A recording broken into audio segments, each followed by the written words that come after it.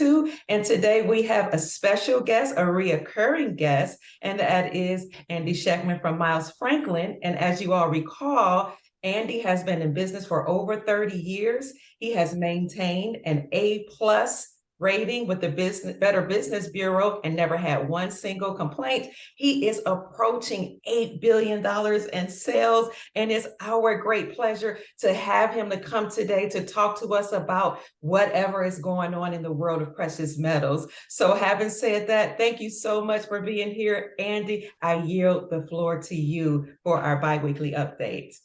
Wonderful to see you, Kia. Thank you for having me. I appreciate it. So you had asked me offline about my feelings on all of the central bank purchases. I've been talking a lot about the central bank purchases for, well, really, geez, since 2019. Wow. In fact, we can go back and we've talked about in 2017, the banks were net sellers of gold. And in 2017, we first saw a drive by many of the European central banks, in particular, the German Bundesbank, started the repatriation frenzy of repatriating their gold from the Bank of England and the New York Fed, followed by the Bank of Austria, the Dutch National Bank, the Bank of Hungary, the Bank of Poland, the Bank of Turkey. All of these countries said the same thing: give us back our gold. We want it. And it had been held by the Bank of England and the New York Fed for many, many years for many, many reasons. But that begun not only the repatriation, but the accumulation in 2018, 2019, 2020. But what we found in 2019, which allowed these central banks, I believe they were clued in, they front ran. The Bank of International Settlements reclassified gold as the world's only tier one asset next to US dollars, the only other tier one asset. It's as good as cash, in other words. So the central banks have been the main accumulators of gold for quite some time. Now, what you're talking about is a little bit different. You're talking about the article probably that was in Bloomberg or in Reuters the other day that talked about central banks bought a record 399 tons of gold worth around $20 billion in the third quarter of 2022. That was about 350% higher than Q3 2021 and almost double the previous record of 241 tons in 2018 in quarter three. It also marks the 8th consecutive quarter of net purchases and lifts the year-to-date total to 673 tons by the world's central banks. That is higher than any full year since 1967. So we're not even done with the year yet. You still have a couple months left, and we're already higher than any full year since 1967. What I found very interesting about that article is what really wasn't said. And Bloomberg talked about there being the buyers of all this gold being mystery whales. Yes. And they postulated, right, that the mystery buyers were either China, Russia, Saudi Arabia, or India. Now, wait a second. Where have we heard that before? Oh, yeah. When we first talked, what did we talk about? The BRICS nations. Yes. Brazil, Russia, China, India. Didn't we say that Saudi Arabia has already last week, 2 weeks ago, they submitted that they are joining BRICS. That was announced by the Royal Crown Prince and by the president of South Africa. They are joining BRICS. So these countries, all of these BRICS countries, that this newly strengthening BRICS alliance, the same ones that, what did they say a couple weeks ago? Oh yeah, we are going to develop a global reserve currency to challenge the dollar backed by commodities. What is gold? The only other tier one reserve asset. Oh yeah.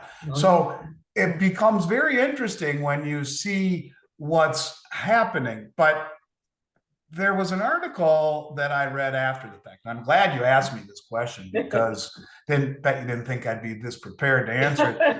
You're the guy's name, well, and it's important because the guy's name is Ronan Manley, and he wrote a really interesting article about this. And we call him Ronan the Destroyer, some of my buddies who are in this industry, because he is an amazing, how can I put it? He is an investigative journalist, basically, on the gold side of things. And what he talks about is really quite interesting. And he says that the World Gold Council, who came out and told us that 399 tons were purchased, Yes.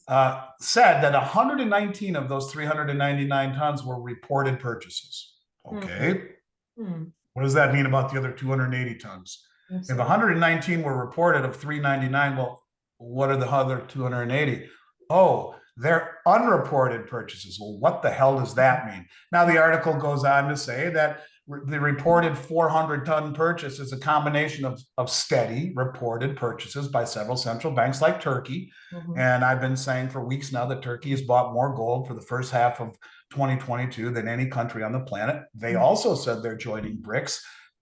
BRICS is the country or the group of countries that is going to issue the world reserve currency pegged to commodities. Very, very interesting. But the point of it is that the unreported buying, they say, is not uncommon. It's not all official institutions publicly report their sales.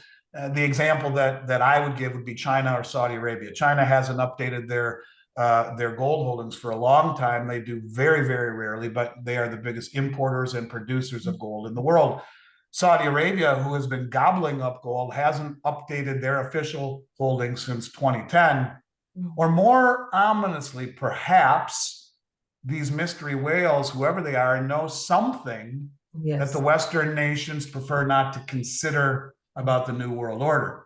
I think that what we are seeing is very disconcerting. Now, one of the things that I've talked about, Kia, that I haven't really talked to you about is in 2020, 2021, 2022, this group of reportables on the Commitment of Traders report. What is that? That probably means a whole lot of nothing to your listeners.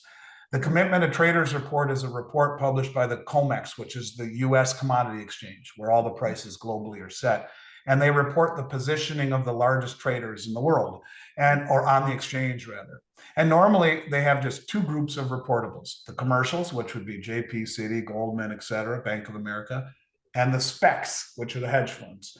And they battle against one another. If the commercials go long, the specs or hedge funds go short, and vice versa.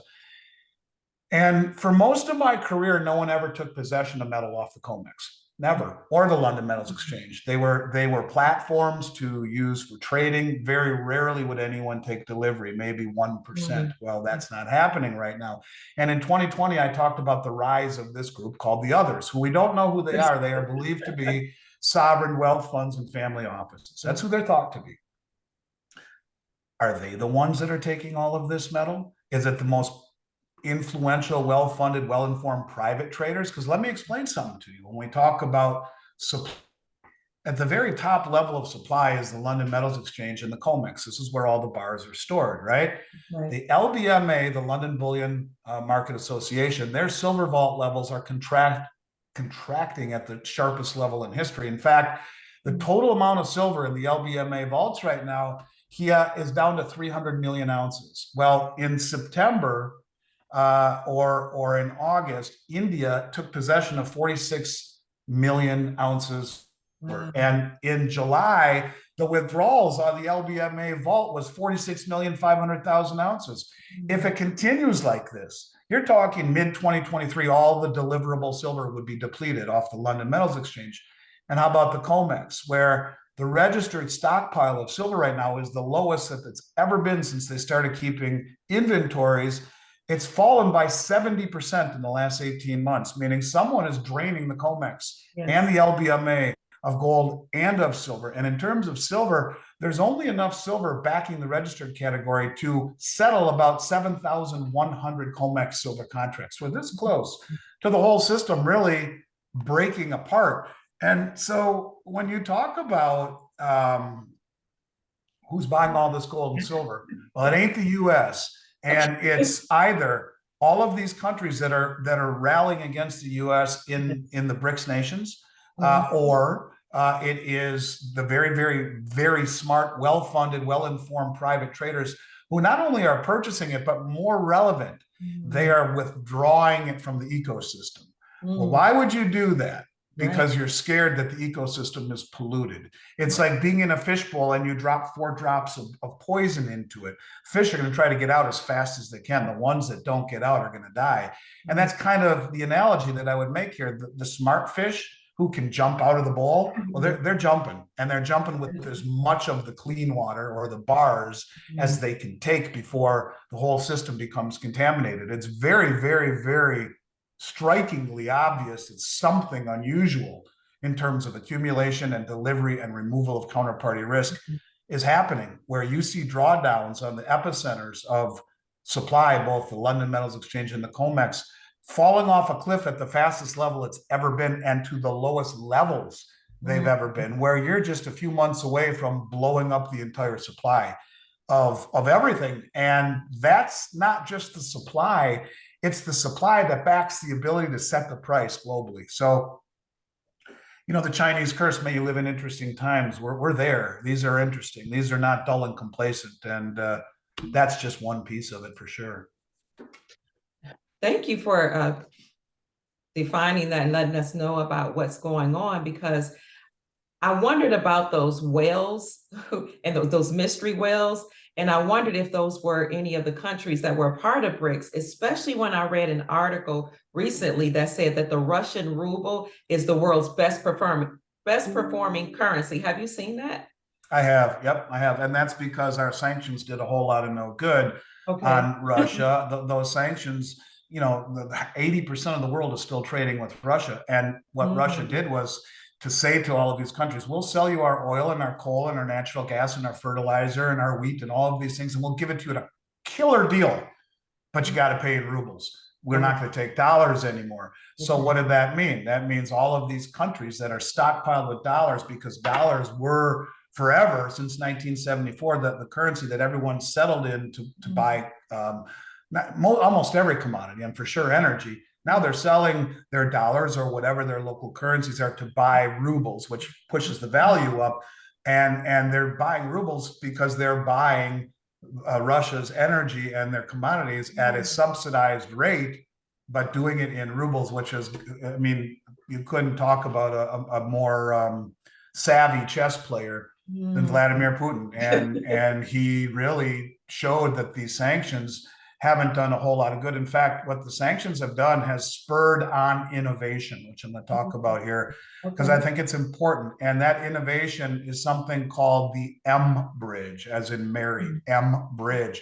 And it's a platform that was designed by Hong Kong. It's the Hong Kong Authority, Hong Kong Monetary Authority, the Bank of Thailand, the Digital Currency Institute of the People's Bank of China, the Central Bank of the United Arab Emirates, and a few other of these countries that, again, are all part of the BRICS nations that built this platform called mBridge. And the mBridge is a ledger that was built by central banks to support real-time peer-to-peer cross-border payments and foreign exchange transactions using central bank digital currencies. Keep in mind, the Bank of International Settlements, which also told us gold is the only other tier 1 reserve asset in the world, told us that it is mandatory that all central banks have CBDCs, a central bank digital currency, by 2025. Yeah. So what does that mean? Well, let's keep in mind what happened once the US weaponized the dollar and told Russia, you're out of SWIFT. That's it. You're out of SWIFT. You can't transact anything anymore. And we sanctioned them, kicked them out of SWIFT, and froze their assets. That freaked out the rest of the world. Yes. And here's what they've done to it. Last month, China successfully completed a 40-day trial using its digital currency, which is the digital yuan, which I've talked a lot about. They've been using it for 4 years to build the Belt Road Initiative. They used it at the Winter Olympics. And they're going to use it, I believe, to be the rails of the new BRICS currency. They've shown, call it a long beta test, that it works. Well, last month, they did a 40-day trial settling cross-border transactions between Hong Kong, Thailand, and the United Arab Emirates. And the trial processed 160 payments over $22 million, all in real time, like that. Bang, done, boom, done, boom, done. Not send a wire and you get it tomorrow. You ever try to get a wire from across the globe and it goes through all these intermediate banks? It's going to take a day, maybe 2. And it's a major pain in the butt. And you got to go into the bank, you got to do all that stuff. What is not really being reported is that all of these transactions sidestep SWIFT. In Mm, fact, those transactions all came through the MCBDC bridge, okay. which is part of the digital yuan test, which simulates direct transactions between China and its partners without dollar denominated correspondent banking. So you're sidestepping the SWIFT system. Yeah. This is a huge deal because Mhm. what do our sanctions mean if you don't have to use it? Now, how are the countries like Russia and Iran escaping sanctions? Well, I'll give you one example. Before this, they would sell their oil, let's say Russia, or let's say Iran. They'd sell their oil to China for the Chinese petro yuan bond, which has been going on for a few years now. That bond is denominated in yuan, but it's immediately convertible and only used to buy oil, immediately convertible into gold on the Shanghai Gold Exchange. So they sell their oil to China for a bond denominated in yuan instead of dollars, and they convert it into gold on the Shanghai Gold Exchange, take possession of the gold, and don't report it to the world.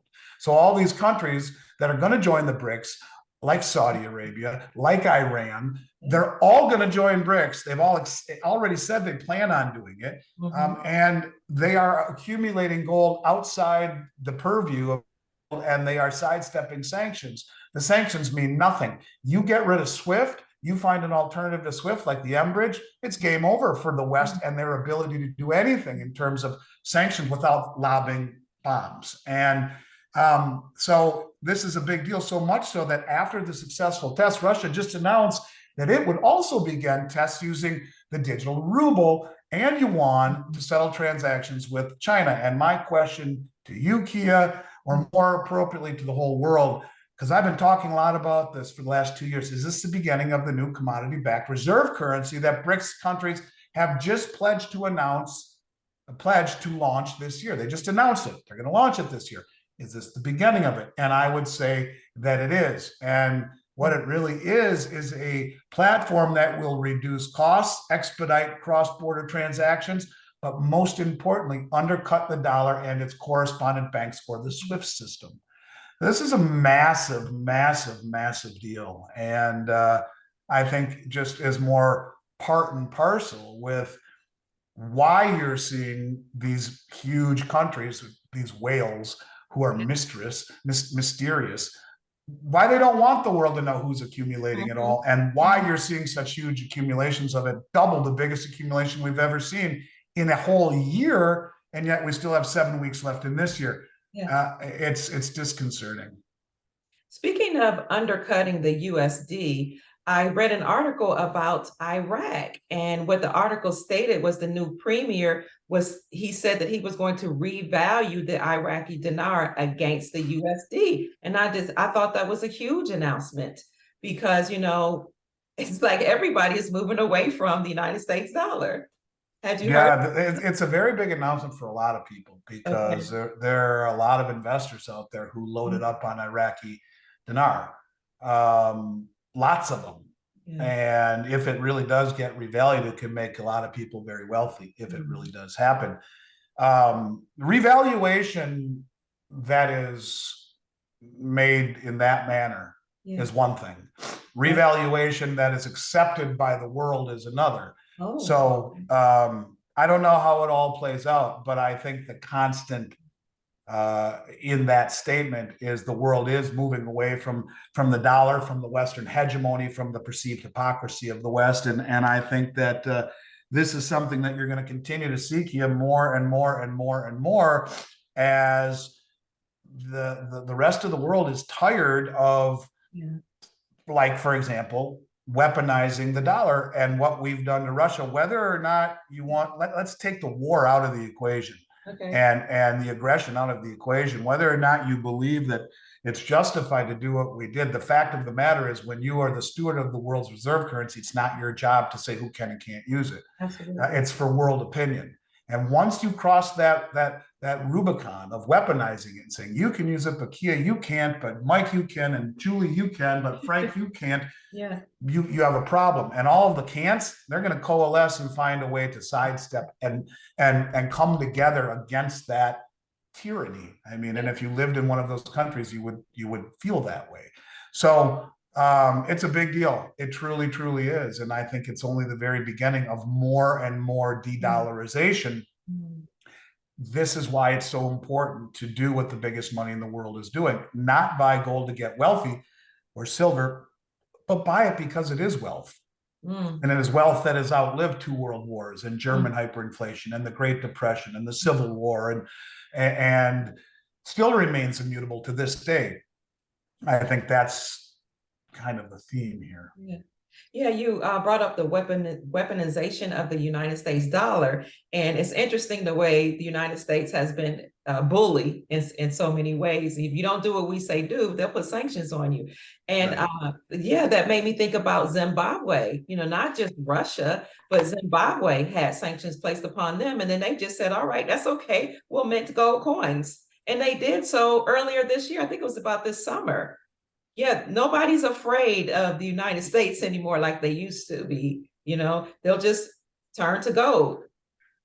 Well, and when it is a new era, I think Yeah. you're right. Yeah. And I think we often take the dollar's reserve status for granted simply because we've grown up under Yeah. this system. But the truth of the matter is reserve currencies come and go every 100 years or so. I often will show a chart going back to the 1400s where Wow. you have, currencies that have been the world reserve currency until they're not any longer. And the dollar was the choice when the world moved to the fiat system Mm. because of Bretton Woods. And in 1942, when 44 rather, when the Allies met in Bretton Woods and anointed the dollar the world reserve, and the dollar was backed by gold and all of this, dollars flooded the globe. Mm. So there were dollars everywhere. And when we decided, after 1971, when Nixon closed the gold window, now we're a fiat currency system. No country could even attempt to match the might of the U.S. economy and all the dollars that were circulating around the globe. But look at where we are now. Look at what China has done and how they have risen from a third world country to a superpower. And some would argue their economy is actually stronger than the U.S. economy right now, and they export more, and they're involved in the GDPs of so many countries because they are the engine of production, which we used to be. We're not any longer. And so when you put all of these countries together, China, Russia, India, South Africa, Brazil, Argentina, Venezuela, Iran, Saudi Arabia, Turkey, Egypt, and the list goes on and on and on. They're all joining the BRICS nations, and all of the countries on the Belt Road. You have a group that in and of themselves is much stronger as a combination or as a force, a coalesced group. Yeah. They're much stronger. Now, it's the rallying cry of this type of bullying and hypocrisy that has brought everyone to the table.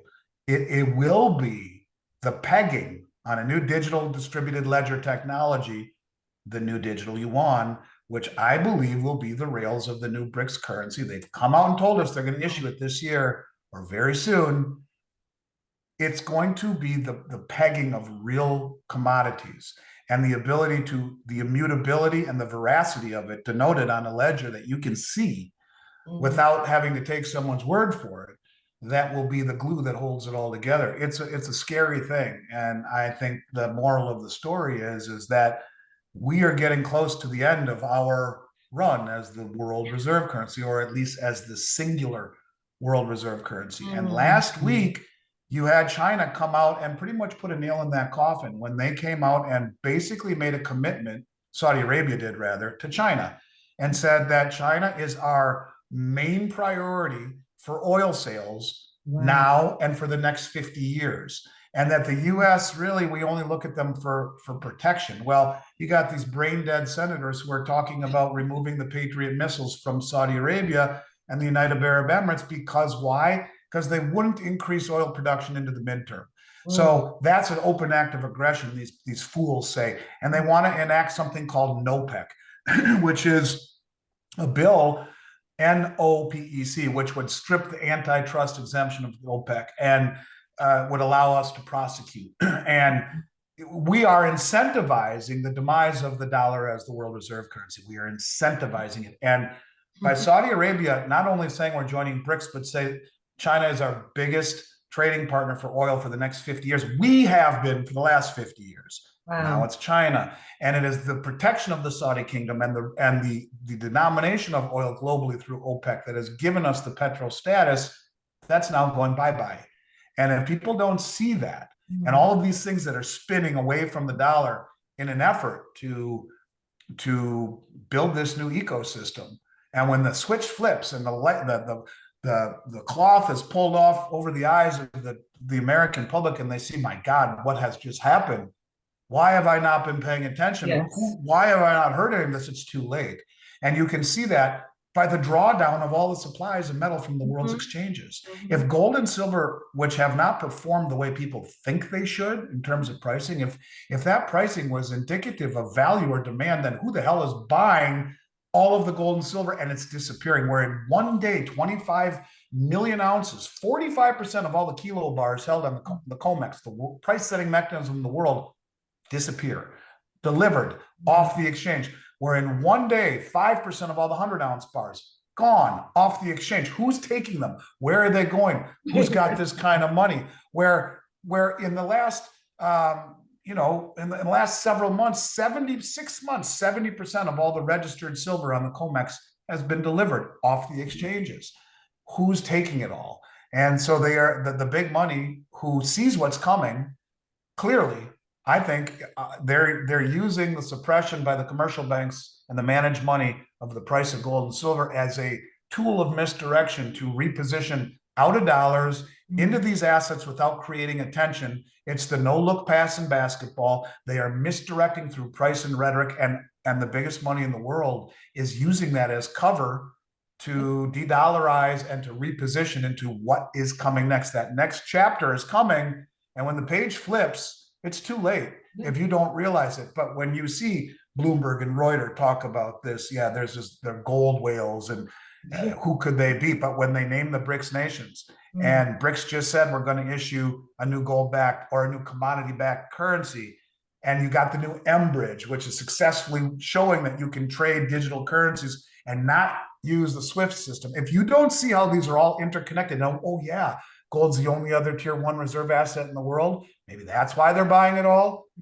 These things are starting to come together, which used to just be pieces that I was grabbing out of the air and trying to put them together. You can see it's happening. It really is. So I don't think we're far away from that aha moment. And I don't think it'll be a pleasant one.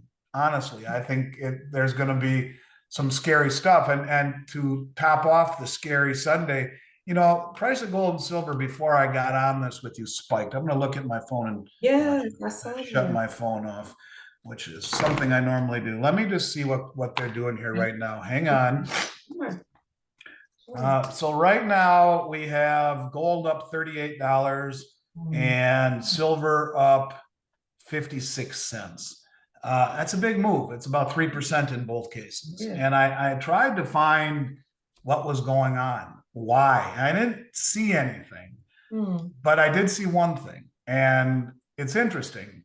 This article appeared roughly 5-10 minutes, 15 minutes before the rally.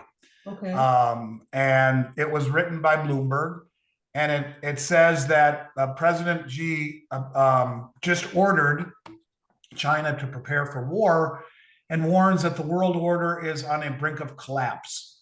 Xi Jinping has ordered China to prepare for war as he warns his nation's security is increasingly unstable. In a chilling escalation, the Chinese dictator declared that Beijing will comprehensively strengthen its military training in preparation for any war.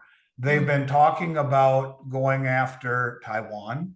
That rhetoric is increasing. And, they fired hypersonic missiles as they were doing testing. I think this is their way of saying to the US, don't even think about it. These are missiles that cannot be knocked down. We do not have the technology. And maybe that's why they've sold bonds, almost 150 billion worth over the last 8 months, every single month. They're divesting of dollars. They're divesting of treasuries. And they are preparing, I think, for some unpleasant events. And you have our president who said, we will defend Taiwan. I mean, are we actually talking about going to war with Russia, kind of by proxy with what's going on in the Ukraine and with China? Are we that stupid? And here you have China and Russia who have coalesced together in many ways. We are poking sticks at some very, very powerful countries when instead we should just mind our own damn business, bring all of the troops home, protect our borders, build our infrastructure, and stop worrying what the rest of the world is doing, because we have really aggravated and pissed off the majority of the world. And you can see it beginning to escalate. And it's scary. Yeah, it's time for people to realize you're not buying gold and silver to get rich or get wealthy. It is wealth. And it's time for people to wake up and do something about it. Because if you have all of your assets and wealth in dollars, you are destined to go broke. If you are not a contrarian, you are destined to go broke. I do believe that. And we are getting rapidly to that point where we're going to wake up on a Monday morning to a new reality. It's going to happen over a weekend. It's going to happen on a Sunday night. OPEC says we're now taking other currencies, and bang, it's over. And that's how fast it happens. But I think we're rapidly approaching that moment. Yes, and I'm concerned too that by the time the people wake up, it's going to be too late. And having said that, I believe I heard you say something not too long ago that wholesalers were having difficulties finding product. And you hadn't seen anything like that since 2008, where it took 3 months to have product delivered. That's right. Think that becoming an issue, even on a broader scale in the future? In 2008, there was a clear beginning and a clear end. It was defined. We didn't see the drawdown of the London Metals Exchange and the COMEX the way we are right now. And while that was equally frightening, this has been a methodical bleed down of all of the world's supply from the top on down. I think it's different this time. 2008 was a big deal, but what it was a credit problem where we had a massive credit contraction and we had problems with the banking system. It was different. What we're experiencing right now, to me, is it's the end of an era. It's the end of the Keynesian cycle. It's the end of the dollar as being the central world reserve currency and what that really implies. And to make it worse, you've had 3 years of record money creation and low interest rates that have created distortions in asset prices. And as rates rise, and you'll see an evisceration of people's portfolios in stocks, bonds, and real estate. All three are inversely correlated to a rise in rates, all three coming from all-time highs. And so people haven't woken up yet, but there is no motivational force greater in the world than fear. And if we wake up and see some major event, like we've talked about, that like just snaps 40% of the S&P like that, kind of like what we saw in March of 2020, although it came right back, maybe this time it doesn't. And maybe that's why you're seeing record insider selling.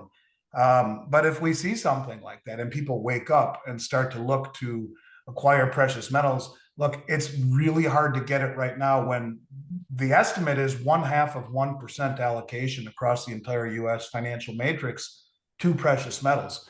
And it's that hard to get now. What happens when that's 5%? Just a lowly 5% is a tenfold increase in demand. It will all be gone. All of the major refiners are out of product or struggling to get it, and you're into January and February before you're getting it. Same with all of the government sovereign mints. They're all back ordered. They're all at all-time high premiums. They're all 6, 8, 12 weeks back ordered. But more distressing, the exchanges from where all of the metal comes from, the London Metals Exchange and the COMEX, are being bled dry. It's all disappearing at a pace that no one's ever seen. So if it starts from the top, then progresses to the wholesale and to the sovereign mints of the world and the refineries, and then to the retail market, where do we go? Where do we turn? And when you talk about what makes a gold bull market different from any other, is that no one wants to sell at a profit to go back into dollars. So they'll hold tight, and the higher the price goes, only increases their motivation for holding it to begin with.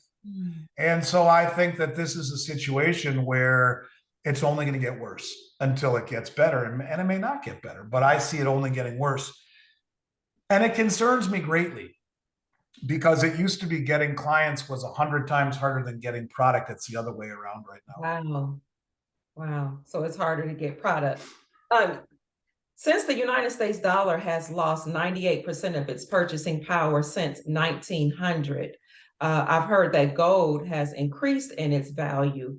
So that made me wonder if everything that's tied, since the United States dollar is, declining in value, does that mean that everything that's tied to the dollar will also decline? For example, will the stock market crash since it's tied to the US dollar? Should we expect something like that to happen in our reality? Yeah, I mean, absolutely.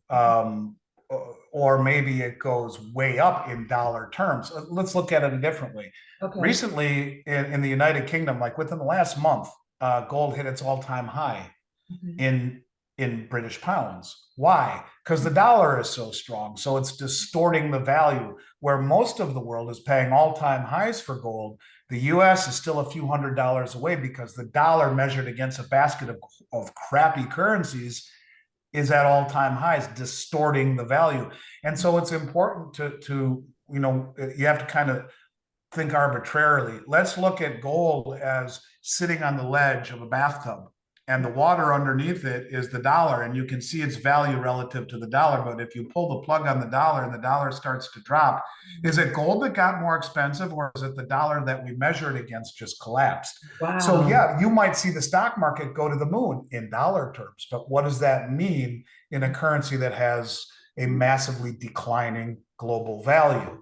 So it's difficult in the United States because we grew up always using dollars to measure value. If you grew up in Europe before the euro, what is the distance of between Minnesota and Wisconsin? A couple 100 miles from the capital to capital is another country with a different currency. So as you drove through Europe, you understood exchange rates, you understood valuations in different currencies. We have become very dollar centric, where we think everything is valued in dollars. And as the world reserve currency, it has been. But if the dollar all of a sudden loses all its value, is it gold and silver or stock prices that got higher, or is it the dollar that we measure it against got much lower? And I think that's really the issue here, is that, you know, in dollars. And that's what's different this time. It's not the markets that I am as concerned about, although that's a big piece of it. What I really think is the coup de grace to all of this is what is going to happen to the dollar. And so, all of this wealth is measured in dollar terms. All of these dollar values have been really blown to sky high valuations that are awarded based upon copious amounts of money being injected into the system while keeping interest rates low. That stimulated malinvestment, where corporations would build out their infrastructure and hire more people because the cost of money was nothing, based upon assumption that stays that way forever, where you can buy a house for twice what you can afford because interest rates were at 3% on a 30-year mortgage. Well, now they're 7.5%. That means price of money just went up by 100+%. So you can't buy as much. But what if you're on a variable rate mortgage, and when it resets, you have to now reset to a higher level? It's called an ARM. Well, now you're paying 7.5% on a fixed rate. You're dead in the water. You can't even make your payment. You're insolvent. And this is a problem. This is a real problem because of all the distortions that have happened through manipulation of interest rates and too much money creation without a tether to like a gold standard. It's created distortions, misallocations. It's what the Austrian economists would call the crack up boom, where you have massive expansion in credit, followed by manipulation of interest rates and easy money that creates distortions in assets and in prices and in price discovery. And when it corrects, when that credit is pulled away and you see a contraction in credit and you see things start to correct and it tries to find fair value or equilibrium with interest rates and value, there's going to be some real big religious experiences for a lot of people who think they're wealthy right now in dollar terms. And could be in for a very big surprise when not only the markets collapse in dollar terms, but the dollar collapses in terms or in relation to things like gold or other stable currencies. Speaking of a religious experience, this is something that's kind of personal, Andy.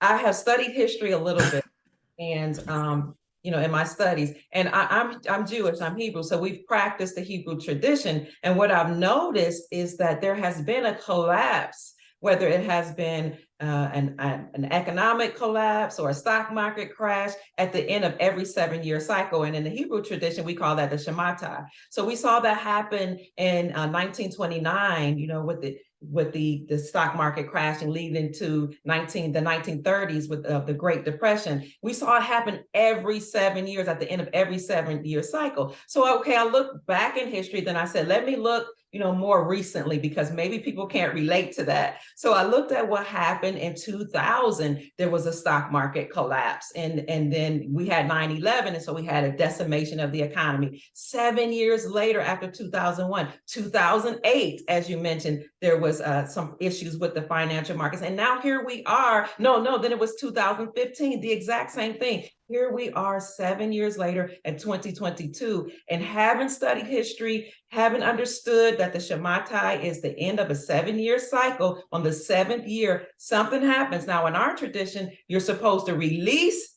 people from debts. That's what Shemitah means, release or let go. But what I've seen in the American history is that there has been a stock market collapse. So that's one of the reasons why I'm really concerned, not just because of what we see playing out, but because what I've seen happen throughout history. Yeah, and I think that's a very valid point. I know you had 1987, the market crash. I don't know what happened in 1993. Okay. That was we had just been in business for a few years. I don't know what happened in 93, but I'm sure there was something in 1993 that was a problem. But then you had 2000 and the .com, and as you mentioned, going forward from there. I think when you talk about the year of Jubilee and the Shemitah and all of these things, yeah, I mean, I read the book by Kahn is his name, Jonathan Kahn, I think, and it's called the Harbinger, I think it's called. It scared the crap out of me. It's an amazing book. It's about this big, and it talks about just that. Very, very much worth everyone reading. Yeah, I mean, a lot of these things, there's a lot more to the world than meets the eye. Just look at a pine cone, and you'll see that pattern throughout all of nature. And there's a lot of patterns throughout nature that repeat, Yes. that are bigger than us all.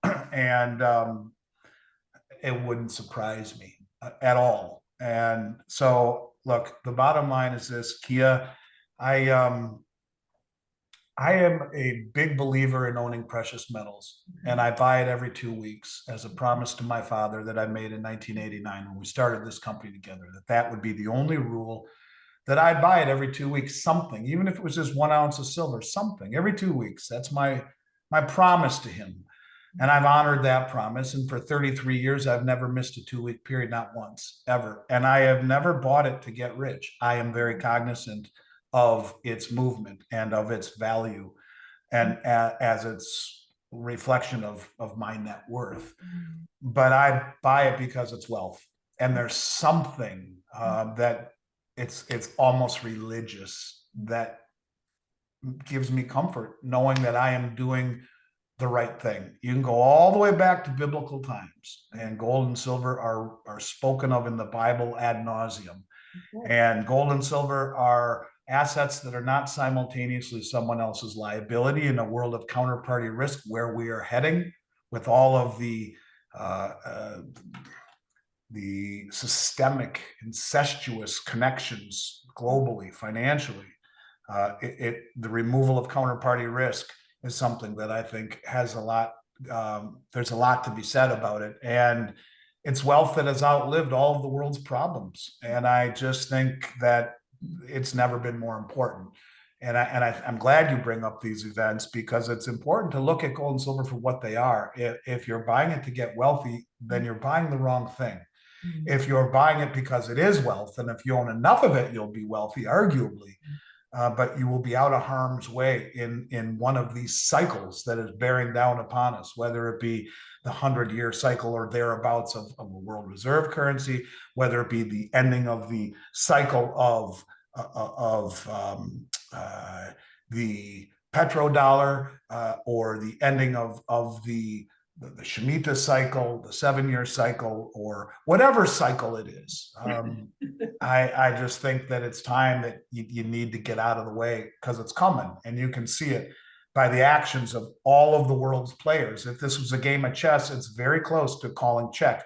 Not quite checkmate yet, but we're almost to the end of the game, and I think people need to realize that. Yes, and in my conclusion, Andy, I always like to end on a positive note, because things could get a lot worse before they get better. You can see that even being Hebrew, I remember the children of Israel coming out of the land, coming out of slavery.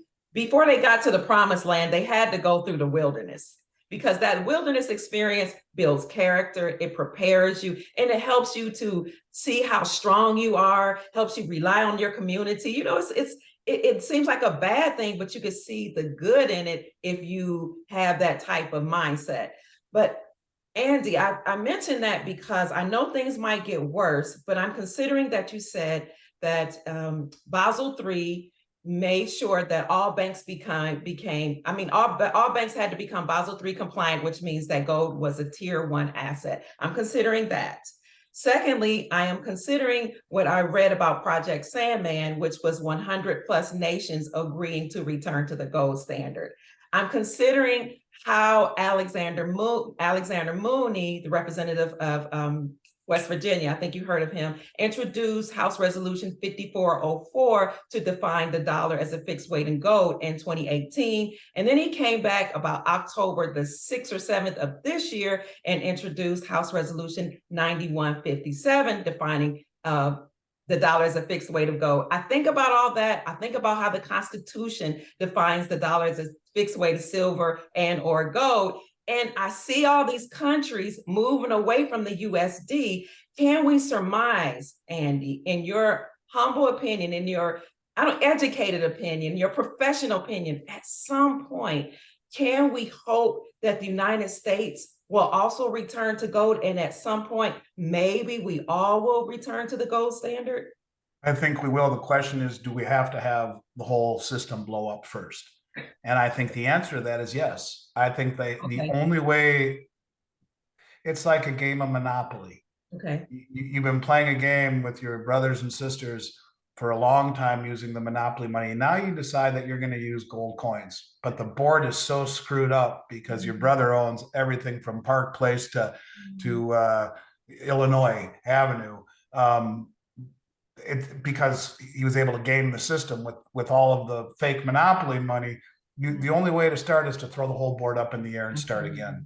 And that's kind of where we're at right now. I think that, yes, we will ultimately go back to that system, but it's a larger question of, we are a country, the largest debtor nation in the history of the world, where we have a $31 trillion debt. That's before unfunded liabilities of Medicare and Medicaid and Social Security and government and military pensions. Social Security is $55 trillion underfunded. A trillion seconds ago was 31,688 years ago. As interest rates rise, those obligations become exponentially more severe. And just the interest on the national debt alone, when you're talking about, as they rise on 31 trillion, every 1% is $310 billion in interest payments, where pretty darn soon, we're almost there. All of the tax receipts that are used to run the country won't even cover just the interest on the debt, let alone the military and the roads and the bridges and the infrastructure and the entitlement payments and all of this nonsense, where we think it's wise to send $90 billion to the Ukraine instead of using that to build our infrastructure. So yeah, I think you could argue that maybe, and I don't mean to rain on the happiness parade where you like to bring some positivity. I respect that. You're a very positive person. And I think it's wonderful to talk to you, even by email, where, you start every email by saying joyous rising. I mean, it's just a wonderful way to be greeted. But I think the truth of the matter is that in order to start the game from scratch using real money, you gotta either pay off the debts or blow up the whole system and basically for lack of a better explanation, file bankruptcy and just say, Absolutely. sorry, game over, but we're going to start again. And this time we're going to do it right. Well, maybe that's what's on the plate. And maybe that's why we're seeing what appears to be by the stupidity of our leaders and their actions that just seem so counterintuitive. Maybe that's why we're seeing a controlled demolition and it all blows up. And then indeed we do move back to a gold standard and we do move back to sound money. Because I don't know that if just issuing sound money will fix what ills this country, and that is our indebtedness, all of which, most of which is accumulated at the lowest interest rates in human history. And as those rates rise, there is a day of reckoning ahead. And I don't think that the year of Jubilee, where you forgive everyone's debts, is going to fix this problem, because this is a lot bigger than that. And if it is, well, that means we've lost our world reserve status. We've lost our center of free trade. We've lost what makes America America.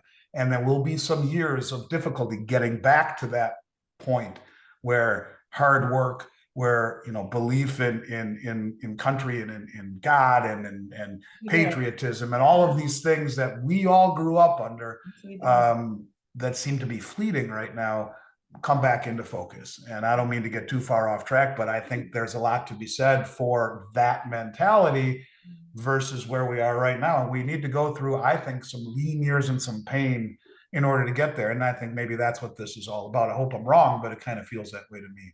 Absolutely. I'm glad that we know each other, because you keep me balanced. I have a tendency to, be off the charts with excitement and happiness, but you have to have balance. You have to keep your mind focused. And it reminds me, what you said reminds me of a conversation I had with an Austrian economist. Is that correct? Is Kinsey an Austrian economist, who said at the end of every empire, what happens is that they rack up the debt, they spend up all the money, they print a whole lot of money or a whole lot. That's the crack up boom. That's correct. And then they crash the system, and everything explodes or implodes or whatever is destructive, and then they return to sound money. So that's exactly right. Yeah. This is exactly where we are in that story, where a massive expansion in credit and spending and distortions of valuations now are going to have to be dealt with. And that's where we're at. And as rates continue to rise, it will only expedite the process by which the bar tab needs to be paid. And we've been fat and drunk for a long time, and now it's time to pay the bar tab. And that's the unfortunate part of it. But maybe we'll learn from our past transgressions. Let's hope so.